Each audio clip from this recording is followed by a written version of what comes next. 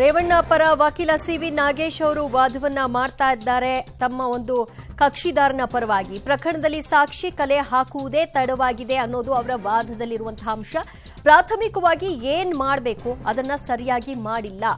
ರೇವಣ್ಣ ಪರ ವಕೀಲರ ಒಂದು ವಾದ ಆರಂಭಗೊಂಡಿದೆ. ಈಗ ಸ್ಪೆಷಲ್ ಕೋರ್ಟ್ನಲ್ಲಿ ರೇವಣ್ಣ ಬೇಲ್ ಅರ್ಜಿ ವಿಚಾರಣೆ ಪುನಾರಂಭವಾಗಿದೆ. ರೇವಣ್ಣ ಪರ ವಕೀಲರಾಗಿರುವಂತಹ ಸಿವಿ ನಾಗೇಶ್ ಅವರು ಪ್ರತಿವಾದವನ್ನ ಮಾಡ್ತಾ ಇದ್ದಾರೆ. ಪ್ರಕರಣದಲ್ಲಿ ಕಪೋಲಕಲ್ಪಿತ ಮಾಹಿತಿಯನ್ನ ಕಲೆ ಹಾಕ್ತಾ ಇದ್ದಾರೆ. ಸಂತ್ರಸ್ತೆ ಮೇಲೆ ಯಾವುದೇ ಮಾರಣಾಂತಿಕ ಹಲ್ಲೆಗಳು ಆಗಿಲ್ಲ. ರೇವಣ್ಣ ಪರ ವಕೀಲರ ವಾದ ಇದು. ಸಂತ್ರಸ್ತೆಗೆ ಹಲ್ಲೆ ನಡೆಸಿದ್ದಾರೆ, ಆಕೆಯ ಮನಸ್ಥಿತಿ ಪರಿಸ್ಥಿತಿ ಎರಡೂ ಕೂಡ ಬಹಳಷ್ಟು ಕುಗ್ಗಿ ಹೋಗಿತ್ತು ಅನ್ನೋ ಎಲ್ಲ ಸ್ಟೇಟ್ಮೆಂಟ್ಗಳು ಬಂತಲ್ಲ, ಅದೆಲ್ಲವನ್ನು ಕೂಡ ಈಗ ವಾದದಲ್ಲಿ ಹೇಳ್ತಾ ಇದ್ದಾರೆ.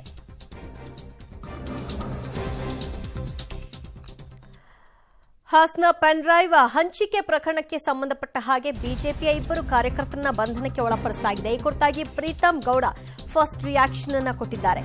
ಆಪ್ತರ ಬಂಧನಕ್ಕೆ ಆಕ್ಷೇಪವನ್ನು ವ್ಯಕ್ತಪಡಿಸಿದ್ದಾರೆ ಪ್ರೀತಂ ಗೌಡ.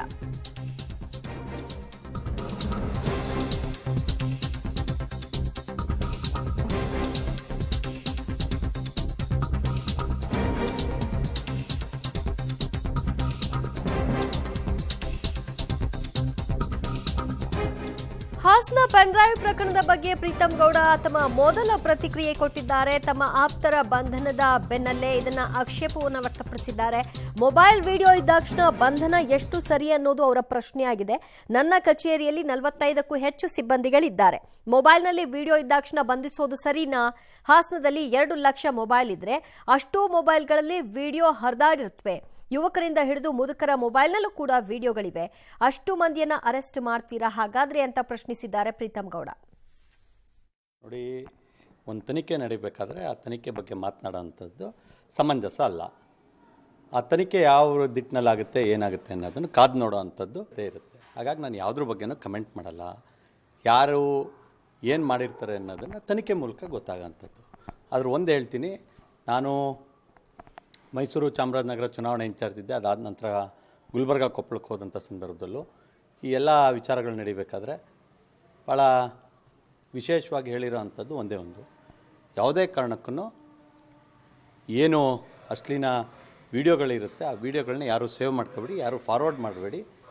ಒಂದು ಸಾಮಾಜಿಕ ಜವಾಬ್ದಾರಿ ಇರುತ್ತೆ, ಆ ಜವಾಬ್ದಾರಿಯನ್ನು ನಿರ್ವಹಿಸಿ ಅಂತೇಳಿ ಪ್ರತಿಯೊಬ್ಬರಿಗೂ ಕೂಡ ನಾನು ಭಾಳ ಬಹಿರಂಗವಾಗಿ ನಮ್ಮ ಕಾರ್ಯಕರ್ತರ ನಡುವೆ ಹೇಳಿರೋ ಅಂಥದ್ದು ಗೊತ್ತು. ಯಾಕಂದರೆ ನಮ್ಮ ಹಿರಿಯ ನಾಗರಿಕರೆಲ್ಲರೂ ಮತ್ತು ಜವಾಬ್ದಾರಿ ಇದ್ದಂಥ ಸಂಘ ಸಂಸ್ಥೆಗಳ ಎಲ್ಲ ವ್ಯಕ್ತಿಗಳು ಕೂಡ ನನ್ನೊಟ್ಟಿಗೆ ಚರ್ಚೆ ಮಾಡ್ತಾಯಿದ್ರು. ಹಾಸನದಲ್ಲಿ ಈ ರೀತಿಯಾಗಿ ಆಗಬಾರ್ದಿತ್ತು, ಆಗಿದೆ. ಇದನ್ನು ಆದಷ್ಟು ಯಾವ ರೀತಿಯಾಗಿ ನಾವು ಕಂಟ್ರೋಲಿಗೆ ತಗೊಳ್ಬೋದು ಅನ್ನೋದನ್ನು ಅನೇಕರು ನನ್ನೊಟ್ಟಿಗೆ ಚರ್ಚೆ ಮಾಡಿದ್ರು. ಆ ಸಂದರ್ಭದಲ್ಲಿ ನಾನು ಹೇಳಿದೆ, ಮಾಧ್ಯಮಗಳ ಮೂಲಕ ನೀವುಗಳೇ ತೋರಿಸಿದ್ದೀರಿ 50,000, 1 ಲಕ್ಷ, 2 ಲಕ್ಷ ಪೆನ್ ಡ್ರೈವು, ಈ ರೀತಿಯಾಗಿ ಪೆನ್ ಡ್ರೈವ್ಗಳಿದೆ. ಅಂಥ ಸಂದರ್ಭದಲ್ಲಿ ನಾನು ಹೇಳಿದ್ದಿಷ್ಟೇ, ಯಾವುದೇ ಪೆನ್ ಡ್ರೈವ್ ಎಲ್ಲೇ ಸಿಕ್ಕಿದ್ರು ಕೂಡ SIT ಏನು ಮಾನದಂಡ ಕೊಟ್ಟಿದೆ, ವಿಡಿಯೋಗಳನ್ನ ಡಿಲೀಟ್ ಮಾಡಿ ಅಂತ ಹೇಳಿದ್ದಾರೆ.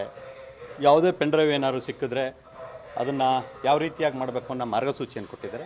ಅದನ್ನು ಅನುಸರಿಸಿ ಯಾವುದೇ ಕಂಪ್ಯೂಟ್ರಲ್ಲಿ ನೀವು ಡೌನ್ಲೋಡ್ ಮಾಡ್ಕೋಬೇಡಿ, ಫಾರ್ವರ್ಡ್ ಮಾಡಬೇಡಿ, ಲ್ಯಾಪ್ಟಾಪ್ಗಳಲ್ಲಿ ಹಾಕಬೇಡಿ, ಏನು ಹೇಳಿದ್ದಾರೆ ಅದನ್ನು ಪಾಲಿಸಬೇಕು ಅಂತ ಭಾಳ ಶಿಸ್ತಿಂದ ನಾನು ಕೂಡ ಒಬ್ಬ ಜವಾಬ್ದಾರಿತ ವ್ಯಕ್ತಿಯಾಗಿ ಭಾಳ ಖಡಾಖಂಡಿತವಾಗಿ, ಕನಿಷ್ಠ ನನ್ನ ಸಿಕ್ಕಲ್ಲಿ ಯಾವುದೇ ಕಾರ್ಯಕ್ರಮಕ್ಕೆ ಹೋಗಲಿ, ಚುನಾವಣೆ ಮುಗಿಸಿ 4ನೇ ತಾರೀಕು ಬಂದೆ ನಾನು, ಅಲ್ಲಿಂದ ಇಲ್ಲಿ ತನಕ ಪ್ರತಿಯೊಬ್ಬರಿಗೂ ಹೇಳ್ತಾ ಬಂದಿದ್ದೀನಿ.